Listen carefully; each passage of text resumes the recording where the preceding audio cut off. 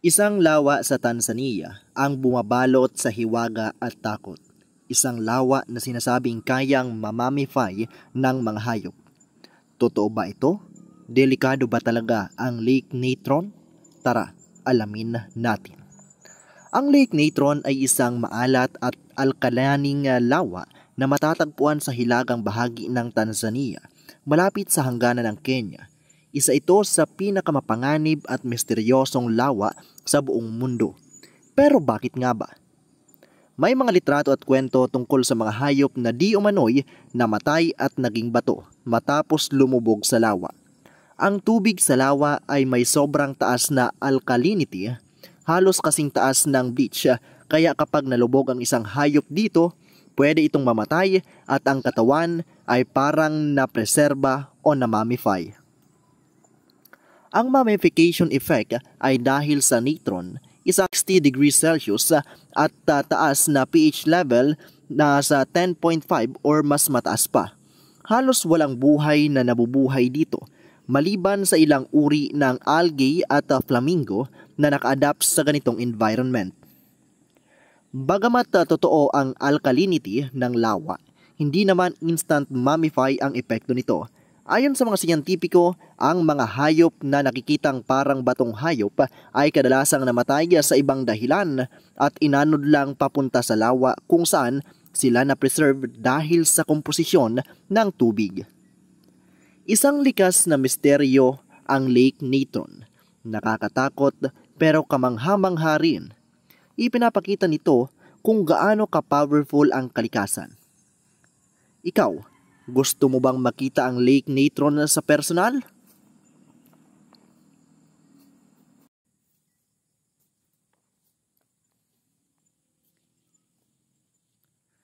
Alam mo bang sa gitna ng Sahara Desert sa Africa, may isang napakalaking bilog na tila mata ng disyerto. Tinatawag itong Richat Structure o Eye of the Sahara at hanggang sa ngayon, palaisipan pa rin kung paano ito nabuo. Halina't alamin natin ang misteryo sa likod ng kakaibang lugar na ito.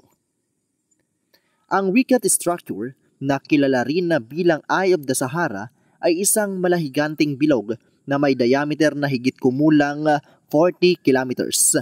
Matatagpuan ito sa Mauritania, isang bansa sa Northwest Africa sa gitna ng Sahara Desert. Mula sa lupa, parang bundok lang ito. Pero kapag nakita mo sa satellite image o kalawakan, kamukha ito ng isang mata. Unang napansin ito ng mga astronaut noong early space missions. Nang walang gaanong landmark sa disyerto, naging madali itong matandaan dahil sa kakaibang hugis. Sa una, pinaniniwalaan ng ilan na ito raw ay impact crater ng isang malaking asteroid. Pero ayon sa mga scientist, wala itong mga ebidensyang tipikal sa asteroid impact gaya ng shock quartz o melted rocks. Ang kasalukuyang teorya, isa itong geological dome na unti-unting na-erode sa loob ng daang milyong taon. May mga nagsasabi na posibleng ito raw ang lokasyon ng nawawalang lungsod ng Atlantis na binanggit ni Plato. Ayon sa ilang tumutugma raw ang sukat at hugis ng Richat Structure sa paglalarawan ni Plato. Pero hanggang sa ngayon, wala pang sapat na ebidensya para patunayan ito. Maging ang mga ancient aliens theorist, sinasabi raw na posibleng may kaugnayan ito sa mga nilalang mula sa ibang planeta. Sa kabila ng mga teorya, ang siyensya pa rin ang nangibabaw. Sinasabing ang mata ay resulta ng natural na erosion ng mga sedimentary rocks na nakaayos sa concentric circles. Ngunit kahit pa may paliwanag, nananatili itong isa sa mga pinakakakaibang geological formations sa mundo. Isang misteryo sa gitna ng disyerto. Natural nga ba ito o may tinatago pa itong lihim? Ano sa tingin mo?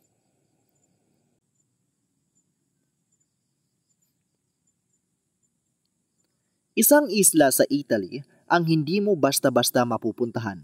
Walang permanenteng naninirahan, puno ng kasaysayan at ayon sa iba, puno rin ng mga kaluluwa. Ito ang Poveglia Island, ang tinaguriang pinaka may kilabot na isla sa buong mundo. Alamin natin kung bakit. Ang Poveglia Island ay isang maliit na isla sa pagitan ng Venice at Lido sa Italy. Sa unang tingin, maganda at tahimik ito. Pero ang kasaysayan nito ay puno ng kamatayan, sakit at kabaliwan. Nagsimula ito bilang isang lugar na tinitirhan noong panahon ng Roman Empire. Noong ika-14 na siglo, ginamit ang isla bilang quarantine zone para sa mga may salot. Libo-libong tao ang ipinatapon dito para mamatay, buhay man o halos patay na. Ang iba'y sinunog pa sa malalaking hukay ng apoy kasama ang mga bangkay.